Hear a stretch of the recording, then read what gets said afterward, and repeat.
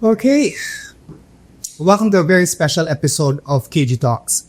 I've been wanting to do this podcast ever since we started KG Talks, but I think it's only recently that I've met two individuals that were willing to join me in doing this podcast. So I'm your host today. My name is Kerwin. People call me Kerwin, KG, or whatever. And this is a Pride episode about bodybuilding and being part of the LGBTQIA plus community together. So just a brief background about myself. I started in the bodybuilding community in 2007. It was a space I loved, but one where I felt I had to hide who I really was. I code switched, kept my guard up, and did everything I could to fit in.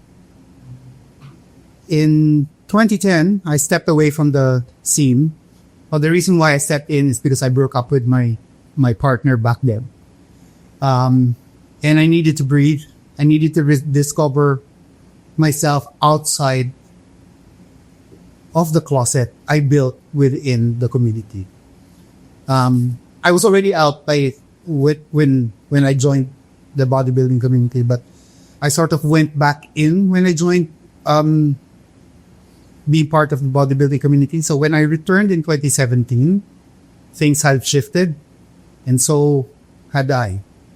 I was more confident, more open, and thanks to the rise of social media, wala na akong pwedeng itago. It is already all out there. So today I am joined by a classic physique athlete who has won numerous shows. The AGP Regional Show 2024 being the most recent one. I've known this guy since he was, I think, 19. Yes, 19. 19 pa, no? So, Mr. Don Salansam is joining me this afternoon. And also, a champion natural bodybuilder, fitness content creator, and a coach who has built a name for himself through authenticity and dedication. I'm glad to have you today, Martin. Hi, Kerwin. Happy Pride. Happy Pride. Happy Pride. So together this afternoon, we're going to talk about what it means to be part of both communities, the LGBTQIA community and the world of bodybuilding. We're going to talk about biases, representation, confidence, challenges, and sometimes, and maybe, pag tinopa kami, some of the things that people don't really talk about, but happens. So let's start. Good afternoon, guys. Good afternoon. So, medyo stiff pa kami ngayon. Pero mamaya, we'll loosen up, don't worry. Yes. First time din po nangyari sa podcast na to na may mga glam team ang aking mga guests. Na-pressure ako at naglagay din po ako ng powder kasi Kailangan, yes. So, Kailangan prepared. Prepared. So anyway, let's talk about you guys. Let's start with Dawn. Can you take us back when you came out in the community, the bodybuilding community, and maybe not just in the bodybuilding community, maybe when you came out the first time? How old you were? So, yun? So, na-feel ko na yung, parang isa rin akong member ng LGBT. Since bata ako, pero sa Japan pa. So, sa Japan kasi ako pinanganak. So, lumaki ako ng parang walang kaibigan na, wala kaibigan ng marami. Dito sa Pinas, pag bata ka talagang sobrang dami mong kaibigan eh. So, nung nasa Japan ako, nasa bahay lang ako, tapos may school, ganon. So, yun lang. Tapos lumaki lang ako sama yung pamilya. So, may one best friend lang ako parang isang best friend na talaga, nung nasa Japan ako. Pinupunta ko lang sa bahay. Parang siya lang talaga. So, wala ako talaga kasama. So, parang, feeling ko yun din nakapag sa akin kung bakit. Parang mainin nung bata ako. Then, so napufeel ko na yun nung bata ako, then yung tawag dito. So, nung 2019, so doon ako nag-out. Like, doon ako parang late bloomer kasi ako, late bloomer pa lumandi. Ay, lumandi. I think common for a lot of people. I don't know with you, Martin. When did you come out? At what age did you come out? Ako actually parang ilang taon ka ba nung Nag-out? 19. 19. Ako mga 21. So yun, medyo mas late. Pero nung Mas late pa ako sa inyong dalawa. Year. I came out. Came out to basically told somebody that I was gay. This was college. College. Ayan. College din ako, first year. No, mine was mga third year college. Ako right after. Ayun. Yun. So, akala ng mga friend ko nun, straight ako. Kasi nung inuwi ako dito sa Pinas, doon ako nagkaroon ng maraming kaibigan, nung batang kalye, syempre, taga-Tondo. So, nung marami akong kaibigan nung high school hanggang senior high, like, puro straight talaga. Then, may jowa din ako, may girlfriend din ako nung high school era.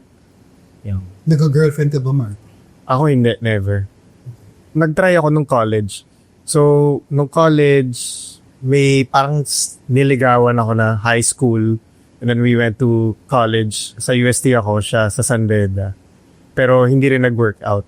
So, pero ilang beses ako nag-try kasi with me naman, I was very, how do you call it, parang in denial sa sarili ko. Kasi parang, okay, maybe I'm, straight passing. I thought so in my head, straight passing ako. Tapos, But you are straight passing. yun nga. Pero for other people, it's, para sabihin na, the closet is glass. Ganun. So, halata naman, or it's not a surprise kung mag-come out ka, ganun. Para sa mga hindi po alam ko ano yung meaning ng straight passing, yun yung isang lalaki na bading na pag tinignan mo, mukhang diretso. Straight. Mukhang straight. Yes. So, kumbaga straight passing. Like, silang dalawa. Like, if you look at them, you wouldn't, like, kung you use, Yeah. they're just normal.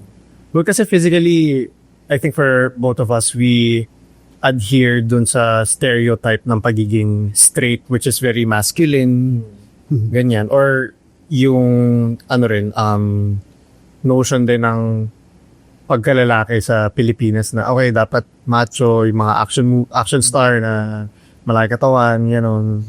Pero yung nag-out kayo dalawa, you were part of the bodybuilding world. Yeah. Nung pagpasok niyo ba sa community ng bodybuilding, out na ba as in, did you tell people that you were gay or like ako, I was already out. I was already, like, I already had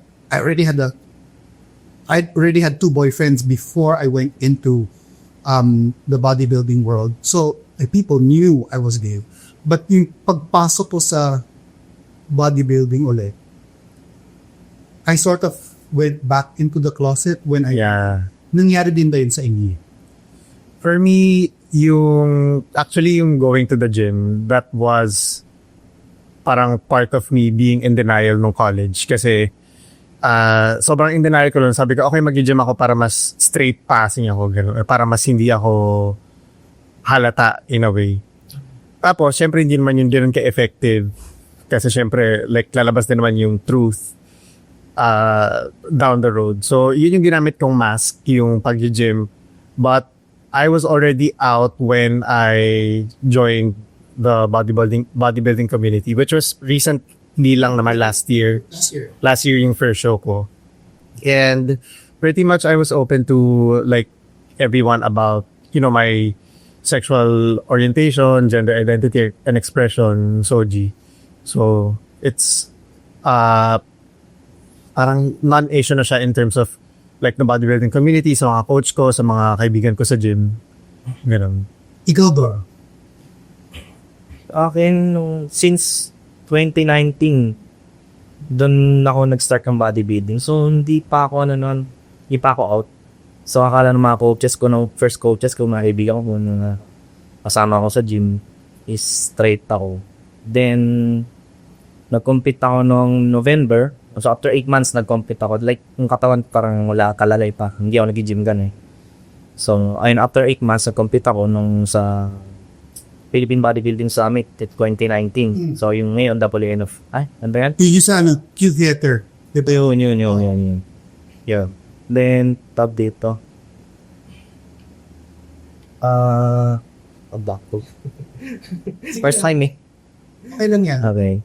So, ayun, nung nagkakatawan na ako, yung parang umayos na katawan ko. So, yun na, doon na nag-start na makilala ako. Like, sobrang private ako nung high school lang. So, doon ako nakilala, like, pati yung mga gays, mga ganun. So, parang may nadapo sa akin, so, yung nagme-message sa akin. So, then, one person, like, bagad kami, so, yung one person, yung ex ko na yun, so, nag-approach sa akin. So, siya yung nagpa-out sa akin nun. Like, parang pinakilala ko sa pamilya ko. Like, ayun yan. So, syempre, pamilya ko. Hindi approve. Like, hindi approve na ganun ako. Kasi, nagulat sila eh. Like, pati sila, hindi sila aware na isa rin akong... Oh, okay. Yeah. So, pero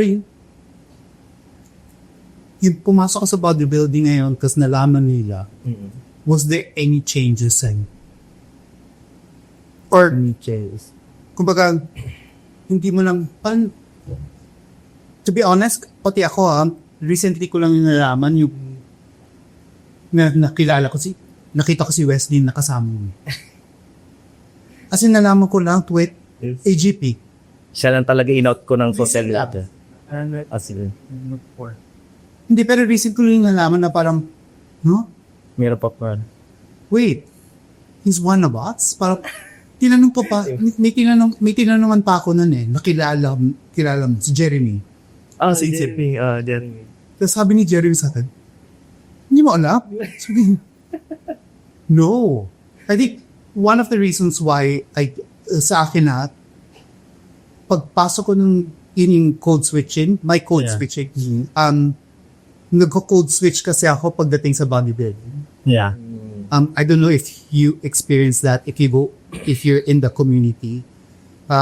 Code switching basically is that you change ako from who I am right now, my normal self, to something that I think will fit in the community better. Yung mas magiging acceptable. Parang, dito, example, parang yung meme na nasa fine dining restaurant ka.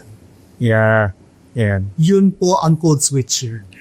So, magko-conform ka. Oo. So, pag sa bodybuilding, ganun din ako. Parang, I always have to conform until this day. Even if, I don't know, it's, ang tagal-tagal ko na siguro kasing ginagawa yun. But to this day, I still code switch. So, kaya siguro hindi ko rin namalayan that Don was part of of two communities that I am part of. Na parang, yung sinabi sa akin ni Jeremy, yun yung Joel niyo. Ay, sa AGP? Then, right ko na nalaman? Doon ko na nalaman. Talagas. Wala akong alam. Nakita tayo sa TG noon. Wala akong alam. Literally, wala akong alam. As in, wala. Reason ko lang. AGP lang talaga.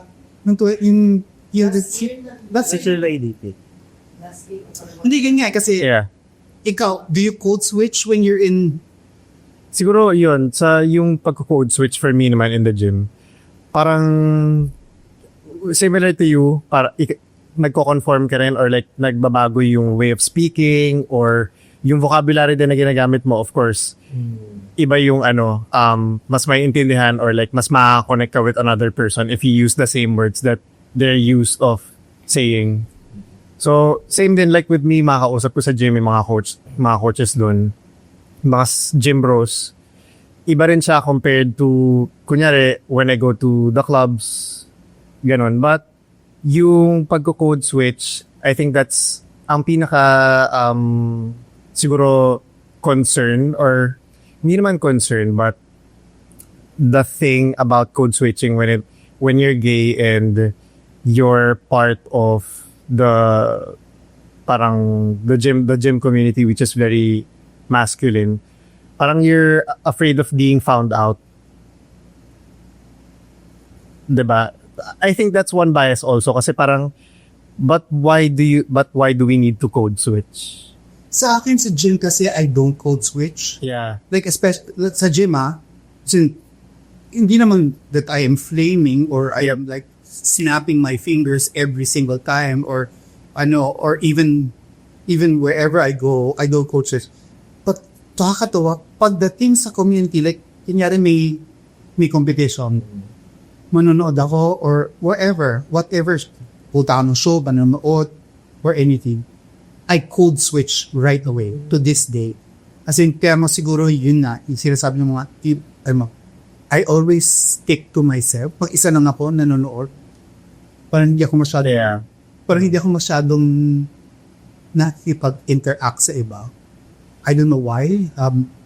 How does that affect you, yung pag-code switch? Or like, is that something you wanna, parang... It's something that I know I should, like every single person know that I'm gay. Yeah. Since I'm very vocal about it ever since I came back. It's all over my social media. Even 2023 KG Classic, I went up on stage. I even thanked Jose on the mic for the very first time. And I said, KG Classic will not be, he is my rock that I always hang on to. Pag it becomes really, really crazy, siya yung nasa likod ko. So that was the very first time I've ever done that. And for me, parang kung hindi niyo pa alam na bading ako, may problema tayo. Yeah. But I guess years and years of doing it before, parang ang hirap tanggalin sa system. And it became me. Automatic na sa'yo. Automatic. Yeah, parang, Sometimes I feel bad when people say, ay, pamin naman masyado to. No, hindi. It's, yep. I'm not trying to be masculine in the bodybuilding. It's like, it just happens. Yeah. It's, I don't know if it's conscious or anything. Maybe it is, but I don't know. Isang term din yung paminta na parang sobrang outdated na. Do you get affected pag tinawag kang pamin? Hindi pa ako natatawag ng ganun. Kasi parang natural way ko na yung parang kill straight. Kaya hindi alam na mga tao na kung hindi ko pa sabihin. Hindi ko na-experience yun. Pero yun, parang sa akin kasi when you say, di ba ang meaning ng paminta is from the word pamin or like nagpapakatigas ka para hindi ka mahalatang bakla. Pero kunyari, like for both of us who, yun nga, very masculine pero open naman to ourselves na bakla kami. So hindi naman kami naggaganito para hindi kami halatang bakla. Alam mo yun? So in a way, yung term na paminta parang sobrang disconnected sa actual meaning niya. Kasi for people like us, we don't do this to hide. Kasi parang nagpapamen ka para nga hindi ka halata. But for us, this is like, we do this for health, for work also. So hindi namin ginagawa to para lang mag-please ng ibang tao. Yun. Kasi let's go back to that. Yeah. Parang I can be as gay as I want and I can be as straight passing as I want. Parang yung spectrum na yon, I go through that the whole day. It's like there's not parang I don't want to box myself. Oh, you're gay, so you have to act this way. I am me. Yeah. I go through. I can be as maldita as I want, or I can be as normal as I want, middle, and then I can be as brusco or masculine as I want. Pero it depends kung sino yung kasama, kung sino yung kausap. context ng conversation. Yun nga. Yeah. So, pwede makipagbakulaan, pero hindi na kung, ay, Yeah. diba? Minsan sa clients ko rin, lalo yung mga babae, like, ano sila tawag dito, parang ginagawa ko parang, yun mas na sadya, parang automatic na parang, ano ba? ganun na. Gets mo? Parang napapa-pen ka, pero natural din na lumalabas pag iba yung kasama mo. Like, halimbawa, may group na puro gay kayo, parang legal lalabas talaga na. Pero kung, halimbawa, nasa labas ka lang, sample, kasama ko si Rachel sa labas, parang natural na lumalabas na parang sobrang manly ko. So, Well, yun na, out of nowhere, parang gano'n. parang normal. Normal talaga. Yeah. I wouldn't say Or yeah, I wouldn't say normal. You are. Diba? Yun nga, kasi parang, yung, the way you act and speak depends on who you're with, yung type ng conversation, where you are, yun. So since nandiyan na tayo sa topic na yan, yun yung isa sa mga stereotypes na, I guess, do you think people in our community, the LGBTQIA community, have stereotypes? Ayan din na parati ko nakikita sa Twitter at o X, ang way game. Diba? Yeah. Kasi do you think it's one of the stereotypes that biases that a lot of the gays have against gays who are part of the bodybuilding community or just the fitness space in general? Ano sa tingin niyo? Ako, of course, yung stereotypes may basis naman yun. So, there's some truth to it, but hindi naman siya like absolute. Like, with everything naman, we can't really generalize stuff. Diba? So, yung pwede pag sinabi, yung nakita ko like sa Twitter, sa X, pag way gay, bobo. Huwag niyo po kami i-cancel. Yun. Hindi, pero like, that's the way parang the tweets I read go Parang, sige, let's not say bobo. I backtrack. Sorry. Hindi, pero totoo mo yun. Yeah. Kasi yun yung nakita natin like, they always connote pag way gay or pag buhat, hindi, di pa, Shallow. or gamitin din ng utak or i-workout din ng utak from time to time. Na parang, I don't take offense because I know na meron akong pero sometimes I'm like, bakit yung binabatay? Parang, for a lot of gays who try to, parang, di ba, yung parang, for gays who are trying to break that stereotype, hindi way gay, yung parang, kasi ang daming stereotypes din binibigay sa atin as just being gay. Di ba? Na, mahina, Or, di ba? Ang daming stereotypes that the straight world would think na pagbading ganito. Yeah.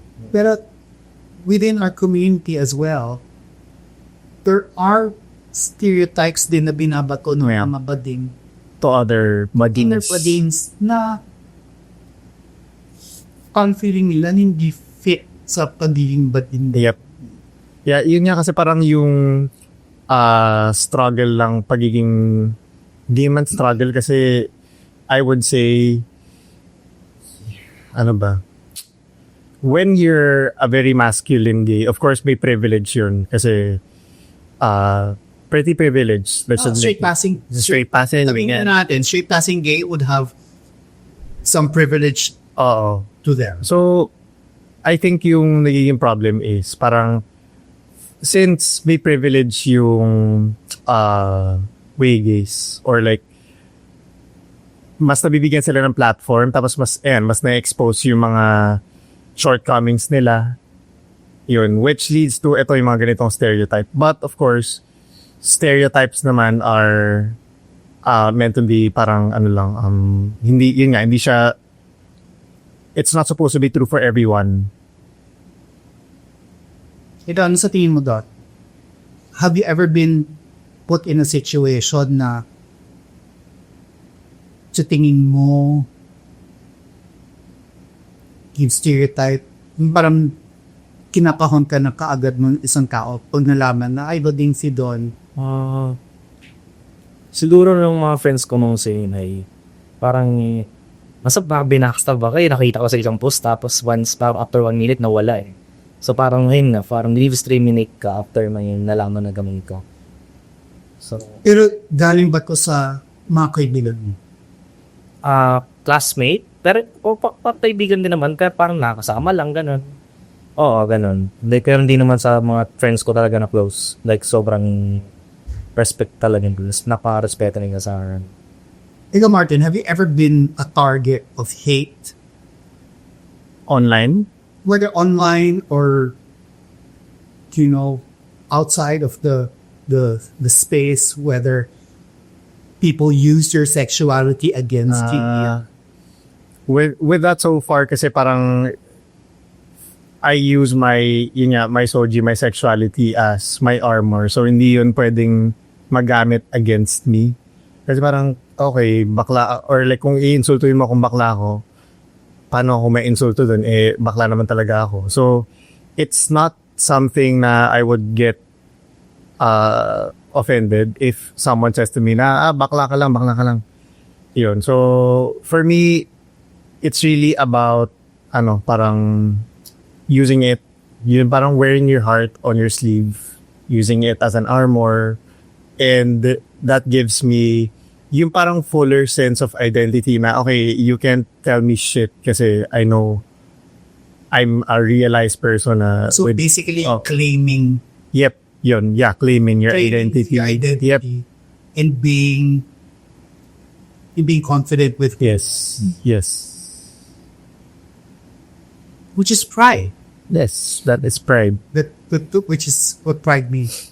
But yun nga, it's like sa akin, story time, it's like, I think this could be the first time I'm going to talk about it online. I've never talked about it online before. There were a few people that I've helped before, and they basically turned around and basically used my sexuality against me. Oh. For me, even if I was secure Yeah. with who I am, the things that they've said was very hurtful. Mm-hmm. Because I think I showed them who I was. I didn't cross any line. I'm very careful, by the way. That's why I guess yun nga, nag-code switch Yeah. ako because I'm very careful with yung mga sinasabi ng tao. I heard people say, ay si Kerwin, nandiyan na naman, namamakla na naman yan. Or So many things have been said. Na parang that's why sometimes I'm very careful. I normally keep a guard up and parang hindi mo ako makakausap. You should know that because when we were talking before, we were, as in parang recently lang tayo nag-uusap na medyo mas a little bit more personal recently. But before, when you would message me, isang sagot, isang tanong, isang sagot. Yun, no? We're very careful with how I deal with athletes. So yun yung parang sa akin, minsan kahit na secure ako sa sarili ko, minsan meron pa rin ibang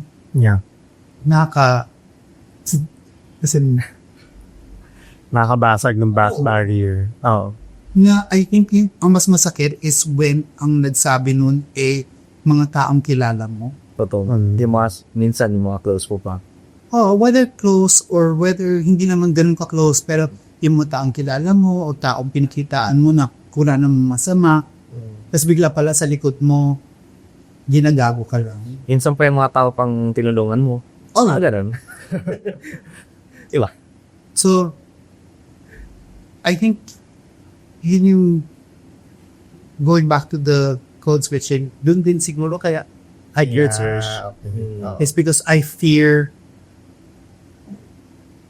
my greatest fear is to get hurt like that again. Of getting close to people or getting close to athletes again. Yeah. And then, sasaksakin ko lang sa leg. Yeah. I think that's why I'm always guarded. So yun, parang I think for you it's also a matter of yung respect din. So, as much as you want na, be your true self, yun nga, meron ding mga tao talaga na will use that against you. Yeah. Ay. Ay, na yun, baka mo kang maanit ng sabi ko na yun. Anyway, so, with social media, si Martin A. isang social media content creator. He is in the fitness space. He does a lot of tips. Please follow him. We'll put his Instagram and his down below. So please follow him. So kung gusto nyong, to get fit and everything, he's one of the few people. I actually started following you. I forgot what content you said, but it was a content about a gay bodybuilding. Yeah. May gulo yung time na yun eh. Yep. As in, refresh my memory. Okay. Sige. Anong gulo yun?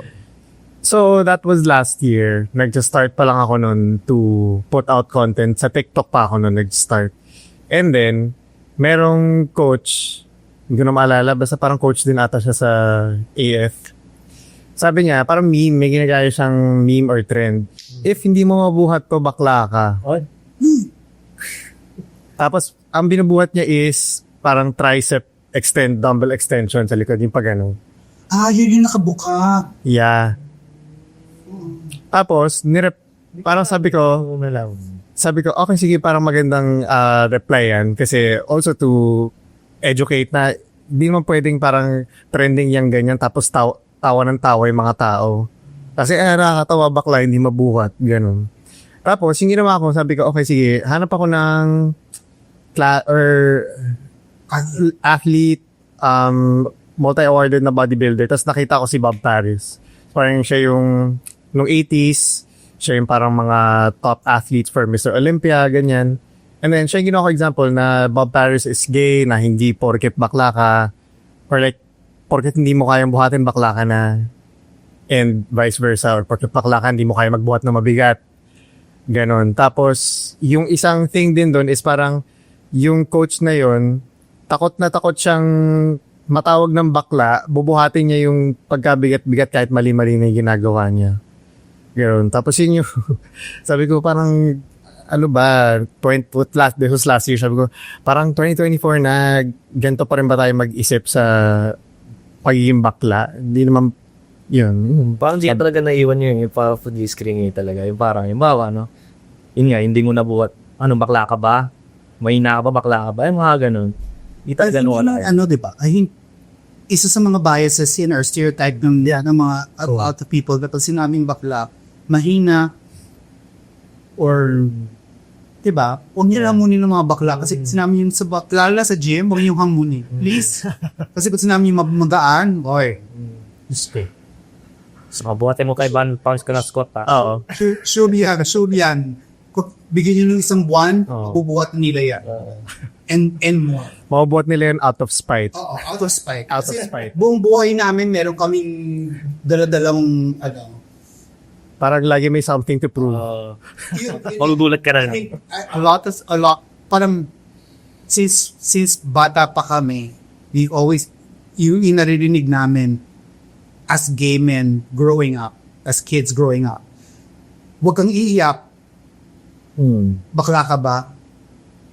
Bakit hindi mo kaya gawin yan? Bakla ka ba? Yeah. So there was always something to prove, even for, like, parang you always had to overcompensate. Yep.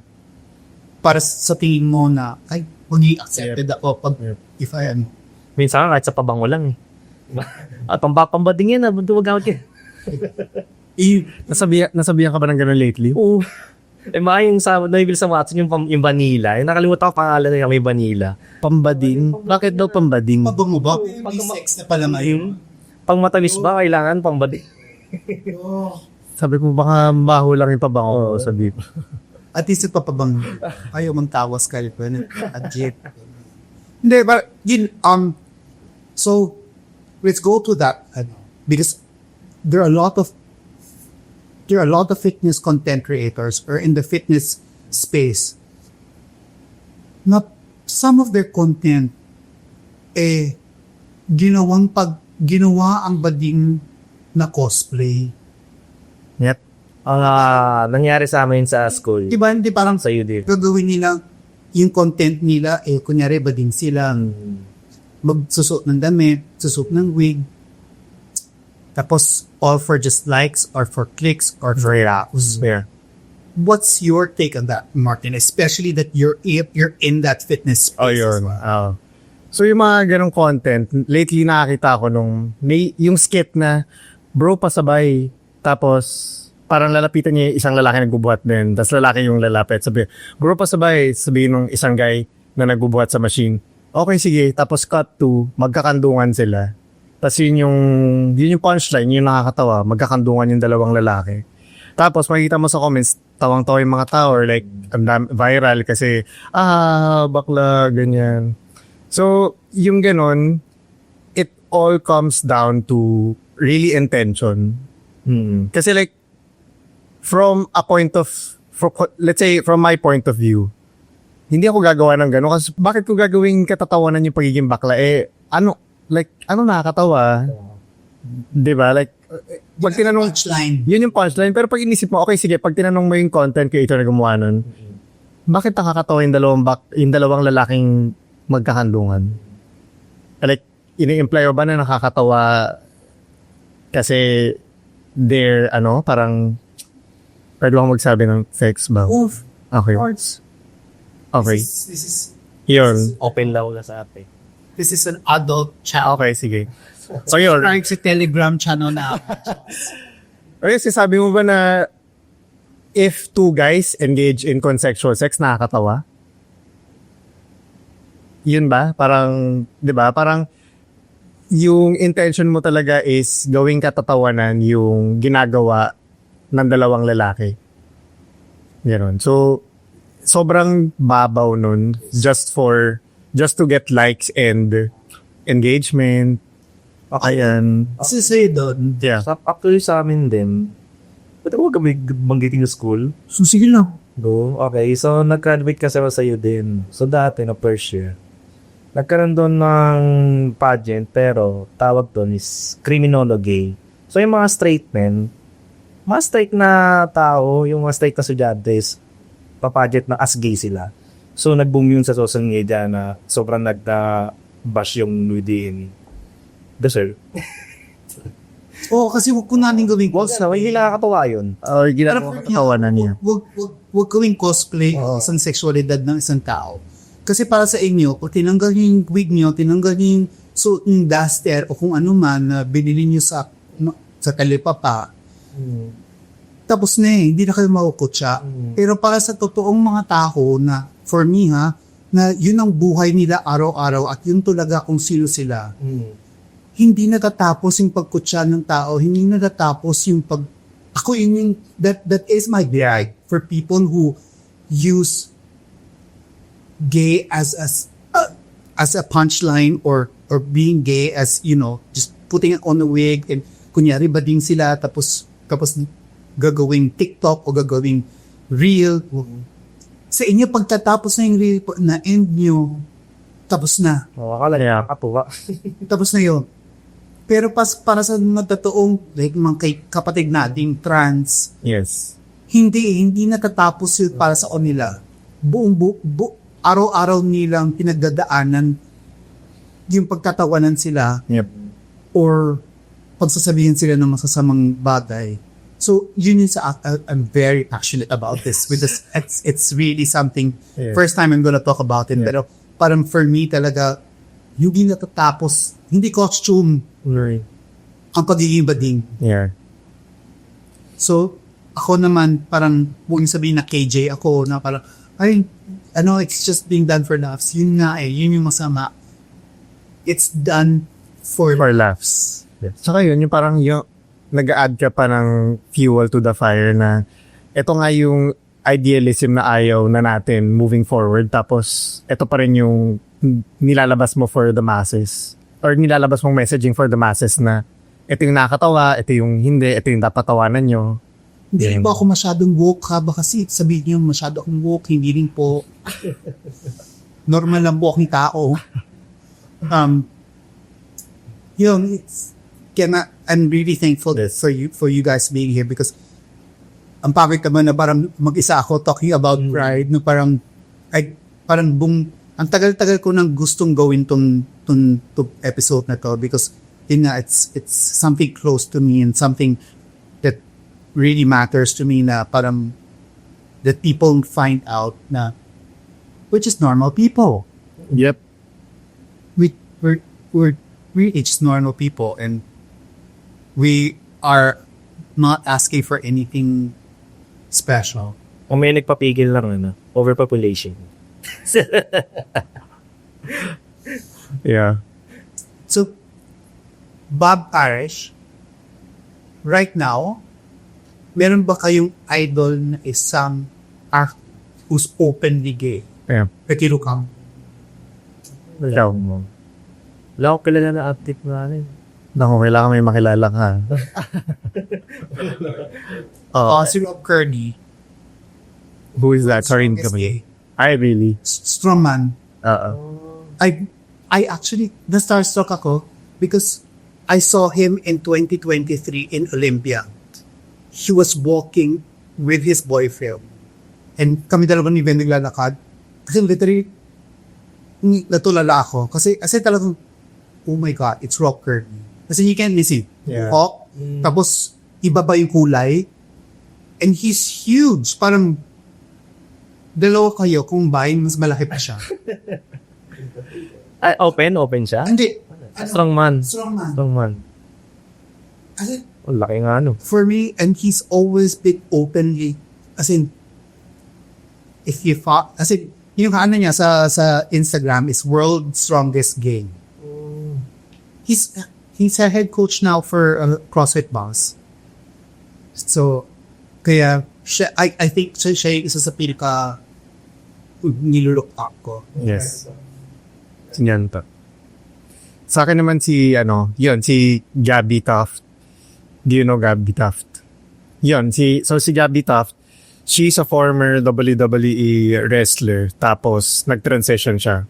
So ngayon, kaya ako rin siya idol kasi like same kami na ginagawa. We're both doing online coaching and she's, first of all, inspiring other people and living her truest self. Tapos, yung courage din to like come from a very, very masculine na industry which is wrestling. Tapos, siya rin like sobrang jack niya before. And yung complete 180 from that to where she is now. And yun parang sobrang admirable lang. Wala, ako idol ko yung puro straight Okay lang yun. Okay lang yun doon. Pero yun nga, so tingin mo, like, you mentioned Gabby, I mentioned Rob Kearney, and I'm sure there are other gay athletes there that are open. Pero doon, kainola ka, malay mo, there are some people who are in the closet na ikaw naman ang iniidolo. Diba? Parang, and I'm very thankful that you're also out and you also, you post you and Wesley on your social media na sa may highlight pa kayo doon. And being visible. Yep. I think visibility is very important. Why do you think, for me, it's very important. Do you think that visibility is being out, in our sport is important? Yeah. Yung mga kasi, minsan may mag-message sa'yo na nakakabastos sa'yo. Like, alam mo may relationship na yung salita parang, alam mo yung, may mga tao na, sorry, pwede ba tumingin dito? Mga, or hi ka ba? Mga ganun. Ay, may bastos naman to. May jowa nga ako, diba? Parang, kaya lagi no talaga nilalabas si Wesley sa social media na para alam ng tao na meron na akong boyfriend. I think hindi mawawala din, Yeah. na may mga tao talaga nung utatan na. Nga, iPhone. O di Oo, no? hook up. Saka yung malalandi sa'yo ron na ako. Sabi nalalandi. Mahal. Ano yung natin ito? I-connect natin yan pag mga taong slip sa DMs mo. Something that is not talked about, but it happens. What can you say or your take about gay for pay? Especially in the bodybuilding community. Ako personally, I don't have an issue with it kasi they're two consenting people naman yun. So, ang masama lang doon is if you're not doing it safely. Kasi if you think about it, that's a transaction kasi syempre hindi ka rin naman papayag kung hindi mo gusto yung in-offer nung isa or like hindi ka rin naman willing to pay if you parang you don't see that guy or that person na worth your time basically. So it's a transaction like yun to consenting adults naman sila. So just do it safely kasi yun with the news right now, mataas na rin yung cases ng HIV. So with that, we really have to do everything safely. Kasi ikaw yung nakakatanggap ng mga messages na ganyan.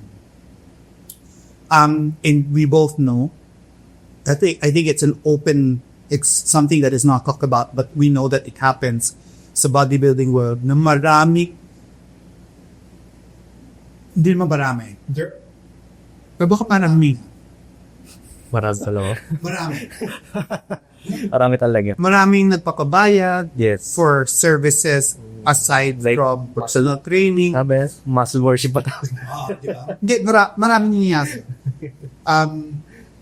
But let's face it as well, na magastos talaga ang bodybuilding. Yes, totoo ano. Yeah. And actually, I lost a friend because of that. Kasi we both sort of like had a disagreement about it. Na parang, sinabi niya na parang, ay hindi, it's considered cheating. The athlete is basically cheating sa wife. Sabi ko, but for them, that is their means of making money. So parang, is sex work not work anymore? Well, depending sa context, baka hindi alam ng wife or baka naman yun din. O kung may go signal yung wife, edi May go signal naman. Hindi, I think naman, let's face it, some of them know. I think. Madarama, pero kaya yung mahirap to like generalize, but yung rule lang naman doon is it has to be consensual. And syempre, kung may asawa ka na, syempre, alam mo, yung ginagawa mo na, of course, that's cheating if you don't tell that to your wife. Alam mo na dapat yung mga bawal. Oo. Kumusa ka na. Ganun. hindi, sa akin kasi, sa akin, naiintindihan ko bakit nila kailangan gawin yun. Yeah. Because, Kasi kulang nga. Kulang pang prep. Diba? gano'n kamahal mag-prep doon? Di ba? Sa inyo. Dami. Yan. Ako enhance eh. Meron pang peptides. Iiyak ka talaga sa peptides. Gano'n kamahal? Pagkain. Pagkain. Supplements. Tapos, Gym membership. siyempre, may gear ka pa. Like, siguro, sa buong prep ko na yun, abot ng 170. 150 to 170. Like, for, inong months yun? 18 to 20 weeks. 170. Paano pa kung meron kang kanga, meron kang Yeah. paarali, meron ka pang kuryente, meron ka pang tupa. Yeah. So for me, I was coming from that. That's why Yeah. nag-FO kami nung Kasi talagang siya, na parang hindi mali yan. Parang sakit. Ano po ibang trabaho pa yung nilang gawin? Parang for me, some of these athletes are really so into it. Parang yun na yung as a trainer, hindi naman diyan kataas yung kinakita. Yeah. Pero ako, buti na lang, thankful ako kay mama. Love you, ma. Dahil sa naging bodybuilder ako. Okay, ko yung nanay ni T doon kasi yung best Student pa lang ako noon. So, student pa lang nagko-compete na ako. So, parang ako yung kasabay nila. Hindi mo kasabay. Medyo naman ako kila Stanley. So, nakasabay ko sila Carl, kay Matthew. Yun. Rain nakasabayan. So, si Carl. Ikaw. Si Jake Juksan, kung galila ko. Yan pa. So, dami ito. Parang wala na, no? Ginagalaro si Jake, no? Sayang din eh. Like, potential din talaga si Jake. So just to wrap things up, what do you think is the biggest challenge that us queer people face? Like, sa fitness community, for me, it's about finding spaces.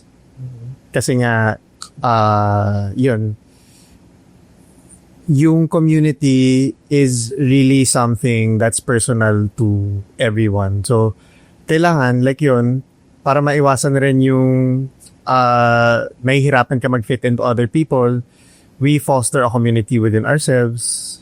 Ganon. And better if yung community na yun is a community of people that have the same lived experiences as you. Kasi mahirap talaga makarelate sa taong, kunyari like sa atin, sa street na bodybuilder, let's say. Iba kasi yung journey nila compared sa journey ng baklang bodybuilder.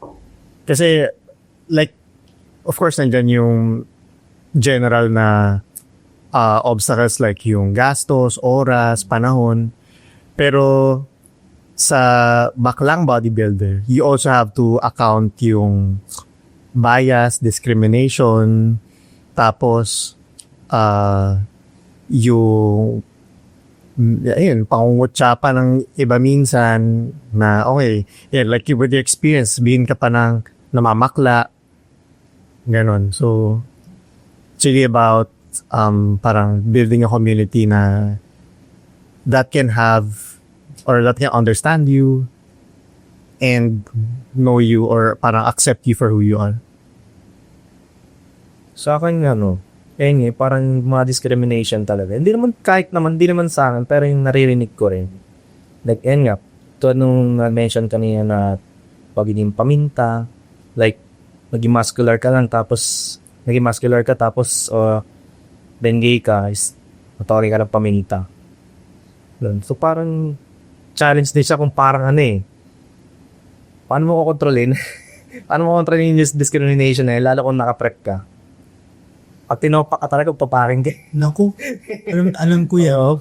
Alam ko yan dun sa prep talk. Talagang tutupakin ka. Buti na lang nung panahon na naka-prep ako. Wala naman kumalun sa siguro, lalo kung 4 weeks out, talagang tutupakin ka. Dapat nakapatay yung social media. Oo, pero ako nahingi pa rin. Okay.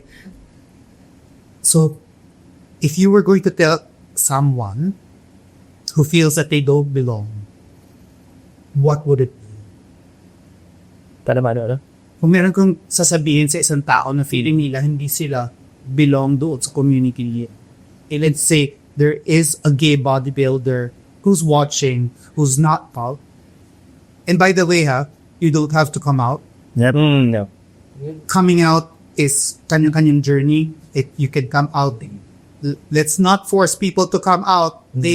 I'm talking to a lot of Hindi ka komportable. gay people here. Do not force anyone to come out. Yes. It doesn't make a person less of a person if he's not out. Okay. So, let's go back. So, if you think, sa tingin nyo na meron, siguro may nanonood sa atin ngayon, if may nanonood man, Ako anong advice na mabibigay nyo doon sa tao yun? Who thinks, or he might be struggling, or sige, ikaw muna to. Ako siguro enjoyin mo lang yung buhay mo. Like kung gawin yung patago, okay lang yan. Gawin yung patagong as gay ka, do lang. Yun, pang as private, pang ganun. Ang in private, gawin mo na siya yung private kung hindi ka pa komportable. Ganun lang. Martin. Yeah, if adding on dun sa sinabi niya, if you're not comfortable pa coming out of course, wala namang dapat pumilit sa'yo or like, yung terms of your coming out should be on your terms. Diba? And if right now, like yun, kung, if it's not safe for you to come out, like kung kunyari, sa parents mo, feel mong itatakwil ka, gano'n. And you can delay naman na you can, provide for your own na, gano'n. And maraming tao na can help you on your journey. So don't think na you're all alone in this. Like, maraming bakla. Okay? Marami kang may kilala sa journey mo throughout. If you wanna go into fitness, of course, marami na ring very openly gay spaces na are into fitness. And don't pressure yourself into becoming something na you're not. Just to conform or like, para lang mag-please ka ng tao. Yan. Pero ngayon, maling kung di ka pa komportable, mag-out. Yan. Mas okay na i-private yung sariling na. Kung maging komportable ka na, then go. Basta hindi mo chan. Pero, may papasok talaga na discrimination, di talaga nawawala yun sa mundo ng tao. So, maging ready ka. Wow. Okay. Well, in closing, I think I'd like to thank you, the both of you. Yes, thank you also. This episode won't be, I won't be able to do this episode with just myself talking to the camera. Na I think the strength of the community is us as individuals coming together, being proud or being, confident with who we are. And for me, that is pride. Pride for me is, just being proud of who you are. I think I tweeted, until now, Twitter pa rin pa ang tawag ko. I refuse to call it X. Twitter ko pa rin siya. Twitter pa rin na tao pa sa I think, I tweeted about it 2 days ago. I was thinking about what pride means to me and what it's all about. It's not just a celebration. It's always been a fight. Yeah. It's a fight because we've always been told who we are is wrong. We've been told that who we love is wrong. And it's finding that space and telling people we are normal. Whatever normal means, I do not know. Because as far as I know, I am normal. It took years, by the way, for me to realize that, hey, I'm normal. Yung mga sinasabing when I was a kid na, ay, hindi normal yun para sa lalaki na. Yeah, hindi normal to be emotional. Hindi normal. It took years for me to get over it and realize there is nothing wrong with me. Well, and that for me is pride. Yeah. Yun, similar din sa sinabi mo, like, pride, for me naman, parang different term lang, but I think it's also a different word, protest. Pride is a protest. Kasi ever since, nung nag-umpisa yung pride, it's really owning your true self.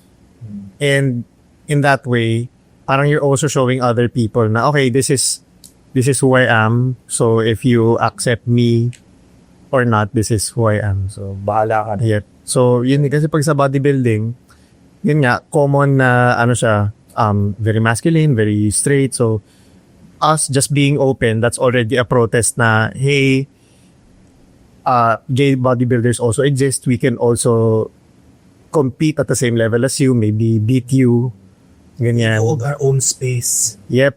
Yun. So, in a sense, protesta siya sa identity mo as a person. Kasi for the longest time, decades or even parang centuries, suppressed yung mga identities natin to conform between male and female. Dapat lalaki, brusko, or dapat babae, nagka-submit sa lalaki, something like that.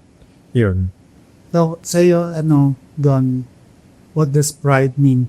Sa akin, so, minsan po pasok din sa akin yung pride sa bodybuilding eh. Like, halimbawa, yung parang, di porke member ako ng LGBTs, di na kita kaya talumin. Pride kayo. Ayan. Hindi nyo matatalo yan. As in, for me to be honest, Don has one of... Palang hindi lang ako natutuloy.